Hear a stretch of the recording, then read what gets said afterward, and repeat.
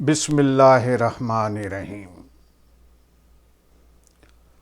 ہمارے پیغمبروں کے، ہمارے صحابیوں کے اور ہمارے بزرگوں کے اقوال ہم پڑھتے ہیں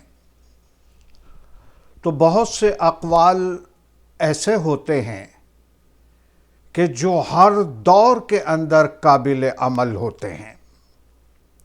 ہر دور کے اندر وہ اقوال ویلڈ ہوتے ہیں، اس پہ عمل کیا جا سکتا ہے، اور کچھ ایسے اقوال ہوتے ہیں کہ جس سے انسان کی زندگی جینے کا اس میں طریقہ بتایا جاتا ہے کہ کس طرح سے خوشیوں کے ساتھ اپنی زندگی گزارے۔ تو سب سے پہلا ایک قول حضرت مولا مرتضیٰ علی کا میں آپ کے سامنے پیش کرتا ہوں۔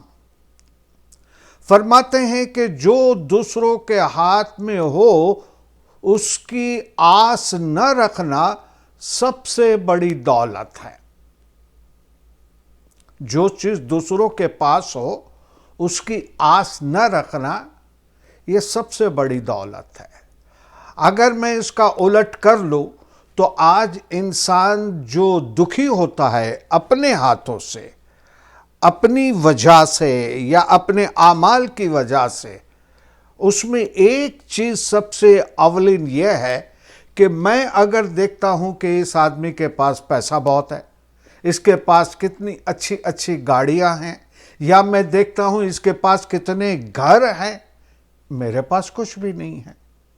جب میرے پاس کچھ نہیں ہے تو میرے اندر مایوسی آتی ہے، میرے اندر ناہمتی پیدا ہوتی ہے، اور میں سوچتا ہوں کہ میں کہاں اس کے جیسا۔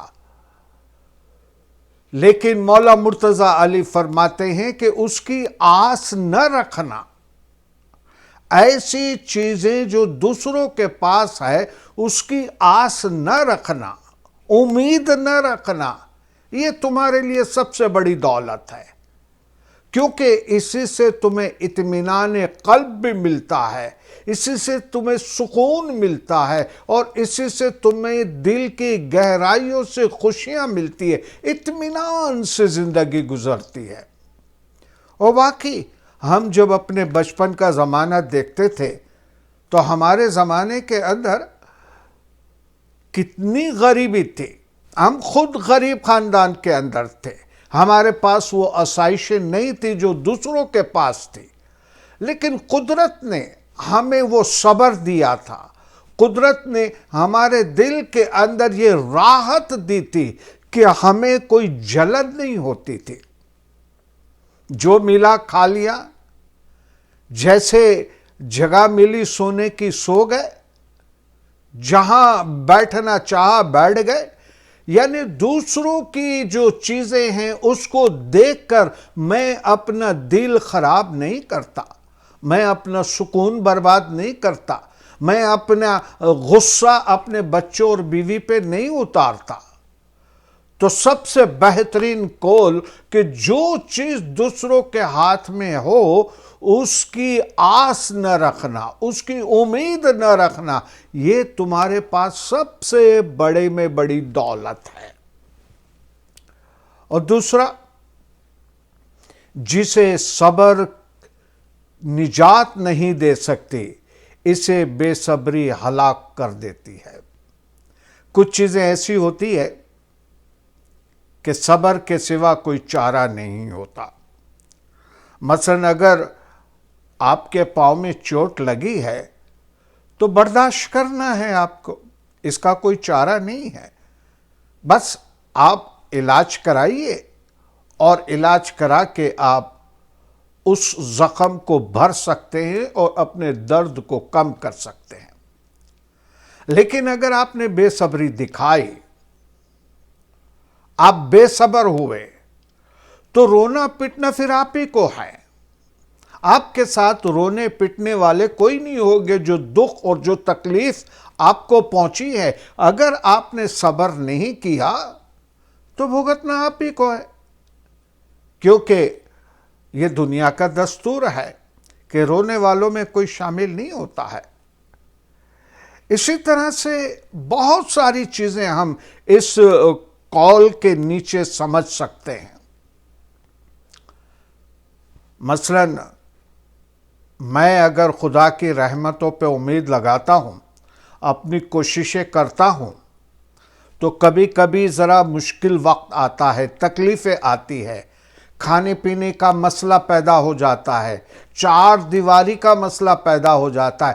اس وقت اگر میں صبر کرتا ہوں اور اللہ سے دعا مانگتا ہوں کہ یا اللہ مجھے تو کوئی راستہ بتا دے، تو یقین جاننا کہ خداوند عالمین ضرور مشکل سے نکالنے کا راستہ بتائے گا.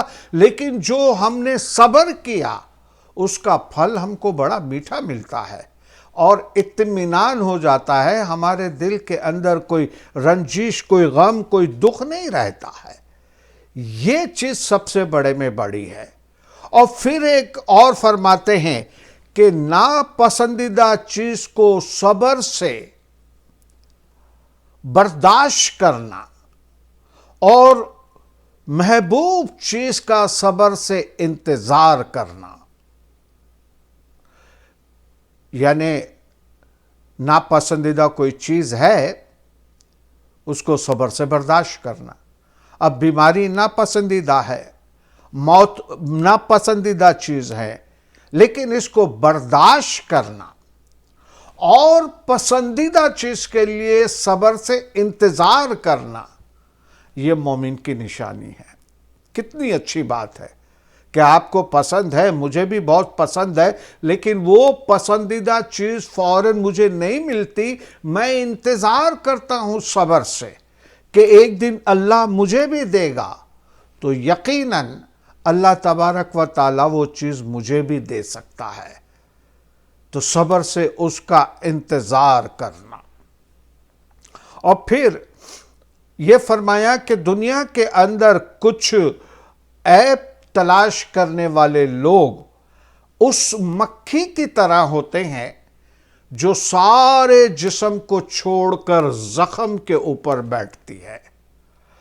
یعنی جو انسان میں عیب ڈھونڈتا ہے، جو کوئی کمزوری دیکھنا چاہتا ہے، تو وہ انسان کی مثال ایسی ہے کہ جس طرح سے مکھی سارے جسم کو چھوڑ کر وہاں بیٹھتی ہے جہاں پہ زخم ہو.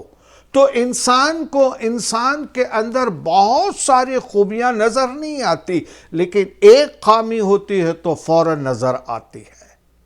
ایک خامی فوراً نظر آ جاتی ہے اور وہ ساری خوبیوں پہ حاوی ہو جاتی ہے.